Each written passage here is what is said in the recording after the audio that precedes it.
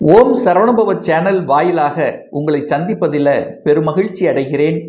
இன்றைய பதிவு ஐப்பசி மாத ராசி பலன்கள். முதலில் இந்த மாதத்துக்குரிய கிரக பலன்களை பார்க்கலாம். அப்படி பார்க்கும் பொழுது இந்த ஐப்பசி மாதம் துலாம் மனையில சூரிய பகவான் நீச்சத்தன்மை, ஆனால் நீச்சமாகி நீச்ச பங்கமாக மாறும். சனி பகவான் வக்ரம் பெற்று மீனமனையிலும், இந்த மாதம் பார்த்தீங்கன்னா குரு பகவான் அதிசாரமாக மிதுனத்திலிருந்து கடகமனைக்கு பயிற்சியாகி அங்கே உச்ச பலத்தோட வலிமையாக இருக்க போகிறார்.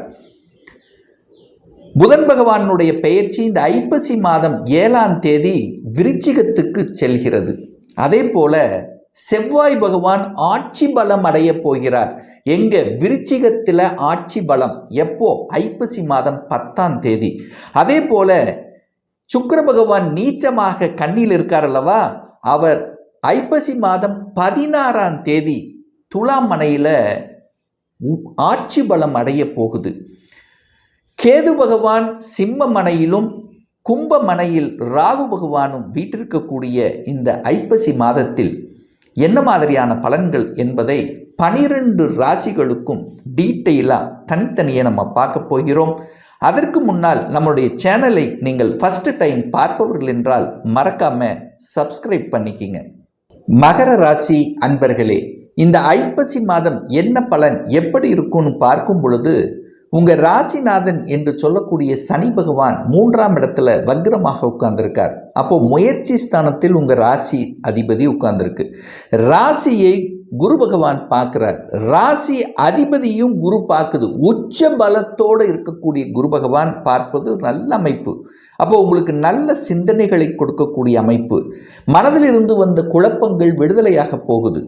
தெளிவான முடிவு எடுக்கக்கூடிய சந்தர்ப்பங்கள், பெரிய மனிதர்களின் தொடர்புகள், குல தெய்வத்தினுடைய ஆதரவு, கடவுளினுடைய அனுகிரகம், உங்கள் இஷ்ட தெய்வத்தின் ஆசீர்வாதம், இப்படி நல்ல விஷயங்கள் நடக்கக்கூடிய நல்ல மாதம். தொட்டது துலங்கும், நினைத்த காரியம் ஜெயமாகும். நீங்கள் முயற்சி எடுத்துக்கொண்டிருந்தீர்கள் அல்லவா, கடந்த சில மாதங்களாகவே நடக்கலை என்று சொல்லிக்கொண்டு ஒரு மாதிரி ஒரு சோர்வான நிலையில் இருந்த உங்களுக்கு இந்த ஐப்பசி மாதம் உற்சாகத்தை தரக்கூடிய, தன்னம்பிக்கை தரக்கூடிய ஒரு நல்ல மாதமாக அமைய போகுது. ஏன்னா மகர ராசி என்பவர்களுக்கு 7.5 சனி முடிஞ்சிருச்சு. ஆனால் இன்னும் அந்த தெம்பு இல்லை, அந்த உற்சாகம் இல்லை. ஆனால் இப்போ இந்த ஐப்பசிலிருந்து அப்படியே உங்களுக்கு ஏறுமுகமாக ஒரு அமைப்பு. மனம் நன்றாக இருந்தால் போதும் அல்லவா, மனதில் ஒரு தைரியம் வேணும்ல, அது கொடுக்கக்கூடிய ஒரு மாதம் தான் இந்த ஐப்பசி மாதம். சார் பொருளாதாரம் எப்படி இருக்கும் சார் அப்படின்னு கேட்டிங்கன்னா, நிச்சயமாக பொருளாதாரம் ஏறுமுகம்தான், இறங்கு முகம் என்பது அமைப்புக்கே இல்லை. 2ஆம் இடத்தில் ராகு இருக்கு. ராகுன்னா பிரம்மாண்டமான ஆசையை தூண்டும், அதில் எந்த மாற்று கருத்து இல்லை. ஆனால் 2ஆம் அதிபதியாக இருக்கக்கூடிய சனி பகவானை, தனஸ்தானத்தின் அதிபதியான சனி பகவானை தன காரக கிரகமான குரு பகவான் பார்க்கிறார் உச்ச பலத்தோட.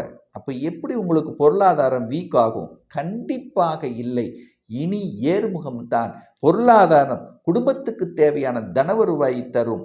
குடும்பத்தில் இருந்து வந்த சில கஷ்டங்கள் அது தீர்ப்பதற்குண்டான சொல்யூஷனை கொடுக்கக்கூடிய ஒரு மாதம். கணவன் மனைவிக்குள்ள ஒரு பிரச்சனை அல்லது குடும்பத்தில் வேற ஏதாவது ஒரு பிரச்சனை இருக்கு, பணத்தை பற்றாக்குறை இருந்தது, தன்னுடைய பேச்சு கூட கொஞ்சம் நம்ம சார்ந்தவர் கூட கேட்கல என்று மன வருத்தத்தில் இருந்து கொண்டிருக்கிறீர்களவா, அதுக்கெல்லாம் இப்போ சரியாகும். உங்களை 4 பேர் புரிஞ்சுக்கக்கூடிய அமைப்பு இந்த ஐப்பசி மாதத்திலிருந்து நல்லா இருக்க போகுது. உயர்வை சந்திக்கக்கூடிய ஒரு காலகட்டம் நெருங்கி வந்து விட்டது அப்படின்னு சொல்லலாம் இந்த மகர ராசி என்பவர்களுக்கு. 3ஆம் இடம் வலுப்பெறுது. தன் வீட்டை குரு பகவான் தன் வீட்டை பார்க்கிறார், 3ஆம் இடத்தை பார்க்கிறார். அப்ப 3ஆம் இடம் என்பது என்ன? சகோதர காரணம்.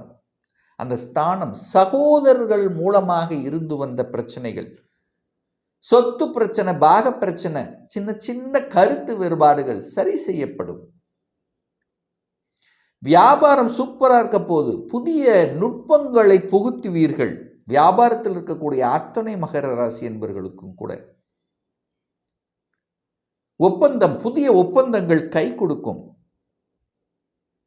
கலைத்துறையில் ஈடுபாடு அதிகரிக்கும். அதுவும் குறிப்பாக அந்த மியூசிக் சம்பந்தப்பட்ட துறையில் இருக்கின்றவர்கள், ஊடகம் சம்பந்தப்பட்ட துறையில் இருப்பவர்கள், இதுக்கெல்லாம் நல்லா இருக்கும். நல்ல ஒரு பிரகாசமான இயக்குனர் இயக்கி கொண்டு இருக்கக்கூடிய டைரக்ஷன், ஸோ இந்த மாதிரி இருக்கக்கூடியவர்கள் நல்லா இருக்க போகுது.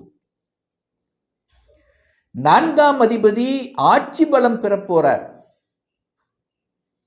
செவ்வாய் பகவான் 10ஆம் இடத்தில் திக்பலத்தோட வலிமையாக இருந்து தன் வீட்டை பார்த்து வலுப்படுத்துகிறார். இந்த ஐப்பசி மாதம் 10ஆம் தேதி 11ஆம் இடமான லாபஸ்தானத்தில் வந்து அமர்ந்து ஆட்சி பலத்தோட வலிமையா இருக்கார். குருவின் பார்வை இருக்கு. அப்ப என்ன, செவ்வாய் சம்பந்தப்பட்ட அத்தனை விஷயங்களும் நன்றாக இருக்க போகிறது. செவ்வாய் என்ன கொடுக்கும்? நிலத்தை கொடுப்பார். நிலத்தின் மீது ஆசை இருப்பவர்கள், இடம் வாங்கணும் என்று நினைத்து கொண்டிருப்பவர்கள், நிச்சயம் அது சக்ஸஸ் கொடுக்கும். அட்லீஸ்ட் உங்கள் மனதிலையாவது, உங்கள் குடும்பத்திலே 4 பேர்த்தையாவது இதை வாங்கணும், அதை பண்ணணும், இப்படி இருக்கணும் அப்படிங்கிற அந்த நிலம் இடத்தின் மீது ஒரு அந்த பேச்சு இல்லாமல் இருக்கவே இருக்காது. இந்த ஐப்பசி மாதம் வீட்டை ஆல்டர் பண்ணுவீங்க, வீடு வாங்கணுங்கிற எண்ணத்தை கொடுக்கும். ஏன் 4ஆம் இடம் என்பது சுகஸ்தானம் அல்லவா? தன்னுடைய சுகத்தை பெருக்கிக் கொள்ளக்கூடிய அத்தனை விஷயத்திலும் உங்கள் மனம், எண்ணம், செயல்பாடுகள் உள்ள போகும். ஒரு சிலர் பார்த்தீங்கன்னா வீடு கட்டி விட்டுட்டு பேசாமல் அந்த வாடகை வருமானம் வாங்கி செட்டில் ஆகலாம். ஸோ இந்த மாதிரி அந்த ஏதாவது ஒரு வருமானம், 4ஆம் இடத்தின் மூலமாக வருமானம், நிலத்தின் மூலமாக வருமானம், ரியல் எஸ்டேட் துறையின் மூலமாக வருமானம், வீடு கட்டி விற்பது, ரியல் எஸ்டேட்டில் பார்த்தீங்கன்னா இந்த கமிஷன் பேஸ்டு, அதுவும் சூப்பராக இருக்க போகுது. 5ஆம் அதிபதி இந்த மாதம் 5ஆம் அதிபதி நீச்சமாக உட்கார்ந்திருக்கார். 5ஆம் அதிபதி யாரு? சுக்கிரன். சுக்கிரன் 9ஆம் இடத்தில் நீச்சம். நீச்சம் என்றால் வலு குறைகிறது. ஆனா இந்த மாதம் 5ஆம் அதிபதியாக இருக்கக்கூடிய சுக்கிர பகவான், அதுவும் குறிப்பாக ஐப்பசி மாதம் 16 2/11/2025 அன்று ஆட்சி பலம் அடைய போகிறார். 5ஆம் அதிபதி வலு பெறப்போகிறது. அந்த 5ஆம் அதிபதியில் என்ன இருக்கு? 5 என்ன, குழந்தைகள் இருக்காங்க. குழந்தைகள் நல்லா இருக்க போகுது, நல்லா படிக்க போகுது, குழந்தை பற்றி சிந்தனைகள் அதிகமாக இருக்கும். குழந்தைகள் செட்டில் ஆக போகிறாங்க, படித்து முடித்த உடனே வேலை கிடைக்க போகுது, குழந்தைகளுடைய ஆசைகள் நிறைவேறப் போகுது. இதெல்லாமே செயல்படுத்துவதற்கு ஒரு சூப்பரான பீரியட் அப்படின்னு நம்ம எடுத்துக்கலாம். 5ஆம் இடம் என்பது குலதெய்வம். குலதெய்வத்துக்கு சென்று வரக்கூடிய பாக்கியம் இருக்கு. கோயில் திருப்பணிக்கு ஈடுபடுத்திக் கொள்ளக்கூடிய அமைப்பு இருக்கு. 5ஆம் இடம் என்பது 5க்கும் 10க்கும் இருக்கக்கூடியவன். ஏதாவது மகர ராசி என்பர்களுக்கு ராஜ யோகத்தை தரக்கூடிய ஒரு கிரகம், இருக்கக்கூடிய 9 கிரகங்கள்ல ராஜ யோகத்தை கொடுக்கக்கூடிய ஒரு கிரகம் அப்படின்னா அது சுக்கிரன் தான் சொல்லணும். அந்த சுக்கிரன் இந்த ஐப்பசி மாதம் வலுப்பெறுகிறது. அப்போ யோகங்கள் கொடுக்கணும் அல்லவா? அந்த யோகங்கள் கொடுக்கக்கூடிய ஒரு நல்ல மாதம் இந்த ஐப்பசி மாதம். குழந்தை பாக்கியம் இல்லாதவர்களுக்கு குழந்தை பாக்கியம் கொடுப்பது, பதவி கொடுப்பது, தொழில்துறையில் முன்னேற்றங்களை கொடுப்பது, வேலையில் செட்டில் ஆக்குவது, ப்ரமோஷனை கொடுப்பது, இதெல்லாம் 5ஆம் இடத்தினுடைய வேலை நல்லா இருக்கு. 5ஆம் இடம் 10ஆம் இடம் தொழில், 5 தொழில். 5ஆம் இடம் என்பது கலைத்துறை. சுக்கிரன் சொல்ல வேண்டிய கலைத்துறைக்கு சொந்தக்காரர் சுக்கிரன். அப்ப கலைத்துறையில் இருக்கக்கூடிய அத்துணை மகரத்துக்கும் நல்ல காலம் அப்படின்னு சொல்லலாம். புதிய ஒப்பந்தங்கள் ஏற்படுத்தி கொடுக்கும். புதுசாக என்ட்ரி ஆகணும்னா ஆர்வம் இருக்கும். விளையாட்டுத்துறையில் ஆர்வம் இருக்கும். கட்டிடம் சம்பந்தப்பட்ட, விளையாட்டு சம்பந்தப்பட்ட ஏதாவது ஒரு நல்லது நடக்கணும். பொது ஜனங்களுக்கு, அதாவது பொதுநல தொண்டு செய்யணுங்கிற ஆர்வங்கள்ங்கிறது நிச்சயமாக உண்டு அப்படிங்கிறது தான் இந்த இடத்துல சொல்றேன். 9ஆம் அதிபதி 10ஆம் இடத்துல உட்கார்ந்துருக்காரு. பாக்யாதிபதி 10ஆம் இடத்திலும் 11ஆம் இடத்தும் போகுது. அப்போ பாக்யாதிபதி நல்ல நிலையில் தான் இருக்க போகுது. அது குருவின் பார்வையில் இருக்க போகுது. பாக்யாதிபதி குருவின் பார்வையில். அப்போ நல்ல தன்மை தான் உங்களுக்கு கிடைக்க போகுது. அப்போ நல்ல பாக்கியம் கிடைக்கக்கூடிய அமைப்பு. 8க்குரியவன் 10ஆம் இடத்தில் இருக்கார். சூரியன் 10ல் திக்பலம் அடையுது. அப்போ சூரியன் வலுவாகத்தான் இருக்கார் அப்படின்னு அர்த்தம். அதே சமயத்தில் சூரியன் நீச்சமாக இருந்தாலும் நீச்ச பங்கமாக மாறப்போகுது. அப்போ அரசு துறையில் இருக்கக்கூடியவர்களுக்கு ஒரு சில அழுத்தங்கள், ப்ரெஷர்கள் இருந்தாலும் அது உங்களுக்கு பெரிய பாதிப்பை கொடுக்காது. ஒரு சிலருக்கு திடீர்னு அரசு துறையில் இருக்கவங்களுக்கு சேஞ்சஸும் மாற்றங்கள் கொடுக்கக்கூடிய அமைப்பும் இந்த காலகட்டம் சிறப்பு பெறும். 12ஆம் அதிபதி உச்சபலம். 12ஆம் இடம் என்பது வெளிநாட்டுக்குரிய ஒரு இடம். ஸோ அவர் உச்சபலம் இருக்கும்போது வெளிநாட்டு ஆசை இருக்குமா? இல்லை, நிறைய பேர்த்துக்கு விசா கிடச்சிரும். அப்ளை பண்ணால் விசா கிடச்சிரும். வெளிநாட்டு போகணும்னு நினச்சிங்கன்னா போகலாம். வெளிநாட்டுக்கு போயிட்டு வரக்கூடிய அமைப்புகள் அல்லது வெளிநாட்டில் செட்டில் ஆகக்கூடிய அமைப்புகள், வெளிநாட்டில் நிரந்தரமாக குடியுரிமை பெறக்கூடிய அமைப்புகள், வெளிநாட்டு தொடர்பு பெறக்கூடிய இம்போர்ட் எக்ஸ்போர்ட் சம்பந்தப்பட்ட துறைகள், வெளிநாட்டு நண்பர்கள் கிடைக்கக்கூடிய அமைப்புகள், இந்த மாதிரி நல்ல விஷயங்கள், வெளிநாட்டு தொடர்புகள், அந்நிய மதத்தினர் சார்ந்த விஷயத்தில் நல்லவைகள் நடக்கக்கூடிய ஒரு நல்ல மாதமாக திடீர் அதிர்ஷ்ட வாய்ப்புகள் கொடுக்கக்கூடிய அமைப்பு நிச்சயமாக இந்த மகரத்துக்கு உண்டு அப்படின்னு சொல்லலாம்.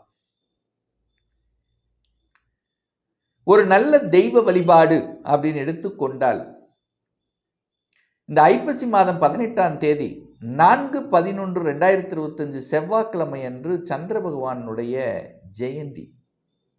அந்த சந்திரனுங்கிறது இந்த மகரத்துக்கு 7க்குரியவன், திருமணஸ்தானத்தின் அதிபதி. யாரெல்லாம் திருமணம் நடக்கலை, திருமணம் சார்ந்த விஷயத்தில் பிரச்சனையாக இருக்குது, கூட்டுத் தொழிலில் பிரச்சனையாக இருக்குது, தன்னுடைய மனம் பிரச்சனையாக இருக்குது, தாய்க்கு சில தொந்தரவு, ஸோ இந்த மாதிரியான இருக்கிறவங்கெல்லாம் அன்றைக்கு சந்திர பகவானை, நவ கிரகத்தில் இருக்கக்கூடிய சந்திர பகவானை சென்று வழிபடுவதும் அல்லது திங்களூரில் இருக்கக்கூடிய சந்திரனை சென்று வழிபடுவதும் அனைத்து விதத்திலும் உங்களுக்கு மேன்மையை உருவாக்கும். ஒரு துல்லிய பலன் வேணும், உங்கள் ஜாதகத்தை பற்றி தெரிஞ்சுக்கணும், ஒரு கன்சல்டேஷன் எடுத்துக்கணும் என்று விருப்பமுடைய அன்பர்கள் டிஸ்பிளே தெரியக்கூடிய நம்பருக்கு வாட்ஸ்அப் மூலியமாகவோ ஃபோன் கால் மூலியமாகவோ தொடர்பு கொண்டு நேரடியாகவோ அல்லது ஆன்லைன் மூலமாகவோ கன்சல்டேஷன் எடுத்துக்கலாம். நம்மளுடைய அலுவலகம் கோயம்புத்தூரில் அமைந்துள்ளது. அதாவது கோயம்புத்தூரிலிருந்து மேட்டுப்பாளையம் செல்லும் வழியில் வெள்ளக்கிணர் பிரிவுக்கு அருகில் அன்னபூர்ணா ஹோட்டலுக்கு பக்கத்தில் அமைந்துள்ளது. பிரியர் அப்பாயின்மெண்ட் வாங்கிட்டு நேரடியாக கன்சல்டேஷன் எடுத்துக்கலாம். நிச்சயமாக இந்த பதிவு ஏதாவது ஒரு ரூபத்தில் யூஸ்ஃபுல்லாக இருக்குங்கிறதுல எந்தவித மாற்று கருத்தும் இல்லை.